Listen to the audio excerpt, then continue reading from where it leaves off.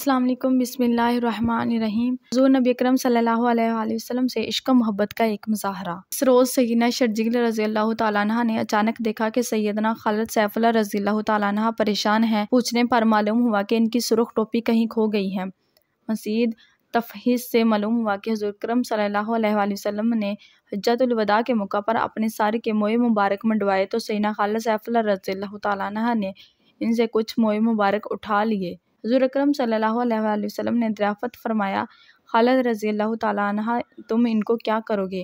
عرض کیا، یا رسول اللہ صلی اللہ علیہ وآلہ وسلم میں ان مقدس بالوں کے ذریعے دشمن سے لڑتے وقت طاقت حاصل کروں گا۔ یہ سن کر حضور اکرم صلی اللہ علیہ وآلہ وسلم نے فرمایا، تم اس وقت تک کامیاب رہو گے جب تک یہ تمہارے پاس ہیں۔ وہ موہائے مبارک سیدنا خالد سیف اللہ رضی اللہ تعالیٰ عنہ نے اپنی ٹوپی میں سلوا رکھے تھے، جس کی گمشدگی پر آپ اس قدر پریشان ہوئے، آخر آپ کو اپنی ٹوپی مل گئی۔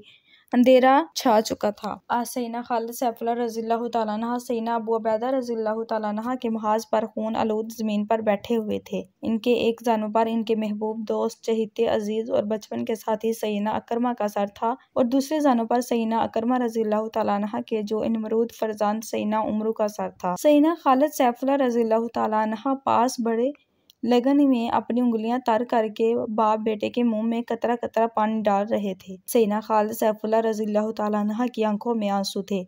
دونوں باپ بیٹا ایک ہی ساتھ میں فردوس بری کو سدھار گئے۔ یہ رات بھی حسب معمول گزر گئی۔ اس سے پہلے طریقہ یہ تھا کہ ہر رات کو کسی نہ کسی سالار کو چوکسی کے لیے مقرر کیا جاتا، مگر اس رات سالار اعظم سیدنا ابو عبیدہ رضی اللہ تعالیٰ عنہ نے دیکھا کہ تمام سالاران لشکر اور تمام لشکری زخموں سے نڈال ہیں یا سخت تھکے ہوئے ہیں، اس لیے انہوں نے چپکے سے خود ہی یہ فرض اپنے ذمے لے لیا۔ مگر وہ یہ دیکھ کر حیران رہ گئے کہ 12 میل لمبے محاذ پر جہاں سے بھی ان کا گزر ہوا، ہر سالار کو چوکس پایا۔ رسول سیدنا زبیر رضی اللہ تعالیٰ عنہ ماں اپنی زوجہ کے گھوڑے پر سوار گشت لگا رہے تھے۔ لڑائی کا 5واں دن متحارب فوجیں اپنے اپنے مقام پر صف آراں ہو گئی۔ آج کی کیفیت عجیب تھی۔ اگر ایک صحیح سالم سپاہی اپنی صف میں کھڑا تھا تو اس کے ساتھ ایک مجروح بھی کھڑا تھا۔ بعض تو بصد مشکل کھڑے ہو رہے تھے۔ تقریباً 2 گھنٹے دونوں فوجیں ایک دوسرے کے سامنے چپ چاپ کھڑی رہی۔ اچانک رومی فوجوں کی صف سے مہان کا ایلچی نمودار ہوا۔ وہ چند روز کی عارضی صلح کی تجویز لے کر آیا تھا۔ سیدنا ابو عبیدہ رضی اللہ تعالیٰ عنہ اس تجویز کو قبول کرنے پر قریب آمادہ تھے، مگر سیدنا خالد سیف اللہ رضی اللہ تعالیٰ عنہ نے روک دیا۔ سیدنا ابو عبیدہ رضی اللہ تعالیٰ عنہ نے ایلچی کو جواب دے دیا کہ ہم اس معاملے کو ختم کرنا چاہتے ہیں۔ یہ تمام دن بغیر جنگ کے گزر گیا۔ دونوں طرف کے افواج کے سالار اپنی اپنی فوج کی تنظیم نو اور ترتیب میں مشغول رہے۔ لڑائی کا 6واں دن رجب 15 ء اگست 236 کا چوتھا ہفتہ تھا۔ صبح دونوں فوجیں نہایت خاموشی سے ایک دوسرے کے سامنے صف آراں ہوئی، مگر ہر طرف بالکل سناٹا طاری تھا۔ کوئی نہیں جانتا تھا کہ اس خاموشی کے اندر خاک و خون اور آتش و آہن کے کس قدر طوفان پوشیدہ ہیں۔ جبل الزور پر طلوع آفتاب کا منظر نکھر رہا تھا کہ لشکر سلاسل کا قائد جرجیر رومی قلب سے آگے بڑھا اور مسلمانوں کے قلب لشکر کے سامنے آ کر پکارا کہ مسلمانوں کا سالار اعظم سامنے آئے۔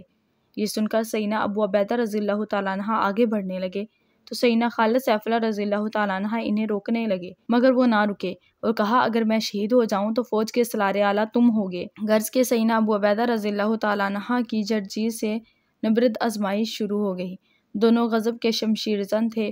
متحارب فوجیں دم سادے یہ منظر دیکھ رہی تھی۔ جرجیر گھوم کر پیچھے ہٹنے لگا۔ سیدنا ابو عبیدہ رضی اللہ تعالیٰ عنہ آگے بڑھتے گئے۔ جرجیر یکنے لخت پلٹ کر سیدنا ابو عبیدہ رضی اللہ تعالیٰ عنہ پر وار کرنا چاہا، مگر ابھی بھی اس کی تلوار علم تھی۔ سیدنا ابو عبیدہ رضی اللہ تعالیٰ عنہ کی تلوار نے اسے ڈھیر کر دیا۔ آپ چند لمحات گھوڑے پر خاموش بیٹھے رومی جرنیل کے وسیع قد و قامت کو دیکھ کر متعجب ہوتے رہے، پھر اس کے مرثا اور چڑھاؤ بختر اور اسلحہ کود میں چھوڑ کر وہ درویش سپاہی اپنے لشکر میں پہنچ گیا۔ سیدنا خالد سیف اللہ رضی اللہ تعالیٰ عنہ نے سیدنا عمرو بن العاص رضی اللہ تعالیٰ عنہ کو ساتھ لے کر رومی لشکر پر حملہ کر دیا اور رومی میسرے کا شیرازہ بکھیر کر رکھ دیا۔ سیدنا شرجیل رضی اللہ تعالیٰ عنہ نے اپنے مقابل رومیوں پر حملہ کر دیا۔ سیدنا خالد سیف اللہ اور سیدنا عمرو بن العاص رضی اللہ تعالیٰ عنہ بھی پہنچ گئے اور رومیوں کا سواروں پر مشتمل یہ جیش بھاگ نکلا۔ سیدنا خالد سیف اللہ رضی اللہ تعالیٰ عنہ کا منصوبہ یہ تھا کہ رومی سواریوں کو بھگا دیا جائے، پھر پیدل فوج سے نپٹنا آسان ہوگا۔ مہان نے رومی رسالے کو پھر جمع کر کے قلب لشکر کر کے عقب میں جمع کر لیا، مگر باری بار کم اسلحہ سے لیس رومی رسالہ مسلمانوں کے ہلکے پھلکے اسلحہ سے لیس رسالہ کے مقابلے میں کوئی بہترین کارگزاری نہ دکھا سکا۔ اس روز کے معرکے کی خاص بات یہ تھی کہ نیم برہنہ مرد کارزار میں اس میں شامل نہیں تھا۔ ان مسلمانوں کی نظریں ہر طرف ان کو ڈھونڈ رہی تھی، مگر ان کا کہیں پتہ نہیں تھا۔ رومیوں میں آرمینی فوج نے بڑی مضبوطی سے اپنے آپ کو سنبھالے رکھا، مگر سیدنا خالد سیف اللہ رضی اللہ تعالیٰ عنہ ایک چکر کاٹ کر عقب سے ان پر حملہ آور ہوئے۔ آرمینی ایک طرف بھاگ نکلے، ان کے خیال میں وہ راستہ محفوظ تھا۔ دراصل سیدنا خالد سیف اللہ رضی اللہ تعالیٰ عنہ نے ایک ایسی جنگ چال چلی تھی کہ رومی فوج نے اپنے تین اطراف میں مسلمان دستوں کو موجود پایا، صرف ایک طرف انہیں کھلی نظر آ رہی تھی۔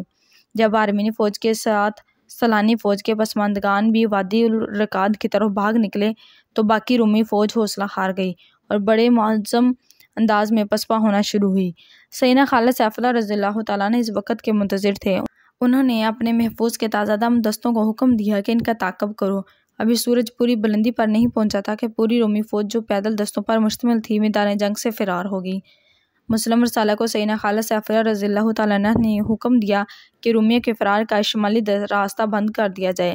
اگرچہ ہزاروں رومی شمال کی طرف بھاگنے میں کامیاب ہو گئے، مگر باقی نے وادی الرقاد کی طرف رخ کیا۔ وادی الرقاد کی جس ڈھلان کو رومیوں نے بھاگنے کے لیے منتخب کیا، اس کی چوٹی کے پیچھے نیم برہنہ مرد کارزار اپنا جیش لے کر موت کی شکل میں ان کے استقبال کے لیے موجود تھا۔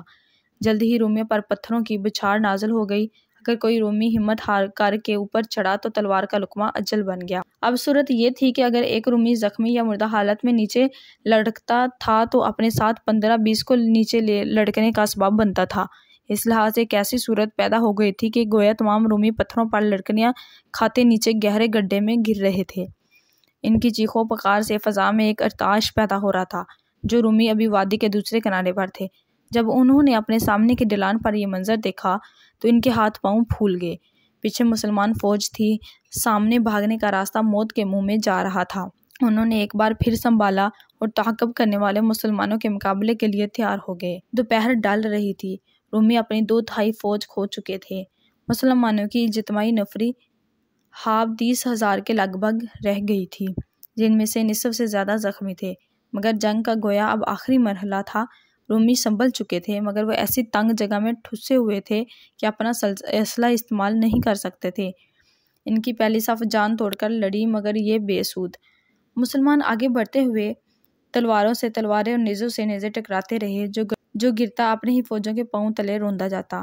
سیدنا زرار رضی اللہ تعالیٰ عنہ اپنا مورچہ سر کر کے وادی الرقاد کے اس کنارے پر پہنچ گئے جہاں رومی زندگی اور موت کی آخری جنگ لڑ رہے تھے۔ رومیوں کے لیے سب سے خطرناک ان کا سلاسل کا جیش ثابت ہوا، مگر اس کی ٹکڑی میں ایک مر گیا تو اس نے باقی 9 کے لیے ہلاکت کا راستہ ہموار کر دیا، اور دوسرے بچ کر بھاگ نکلنے والوں کے لیے بھی وہ صدرہ ثابت ہوئے۔ مسلمانوں کا خواہ نخواہ حملہ اتنا تیز تھا کہ رومی فوج کا بچا کھچا حصہ دوبارہ کاٹی کے کنارے دھکیل دیا گیا۔ آخر وہ لوگ قطار قطار کھڈ میں گر گر کر مرنے لگے۔ ان کی دل دہلانے والی چیخوں نے فضا سرگوش ہو رہی تھی۔ اب سورج غروب ہو رہا تھا اور میدان یرموک میں ایک بھی زندہ رومی موجود نہ تھا۔ رات کو مال غنیمت جمع ہوتا رہا، زخمیوں کی مرہم پٹی ہوتی رہی اور فضا میں تحمید و تکبیر کی آوازیں گونجتی رہی۔ سیدنا خالد سیف اللہ رضی اللہ تعالیٰ عنہ اگلی صبح مہان کا تعاقب کیا۔ مہان کا خیال تھا کہ مسلمان مال غنیمت کے جمع کرنے میں مشغول ہوں گے۔ وہ بڑے اطمینان سے اپنے بچے کھچے فوجیوں اور زخمیوں کو لے کر دمشق کی طرف بڑھ رہا تھا۔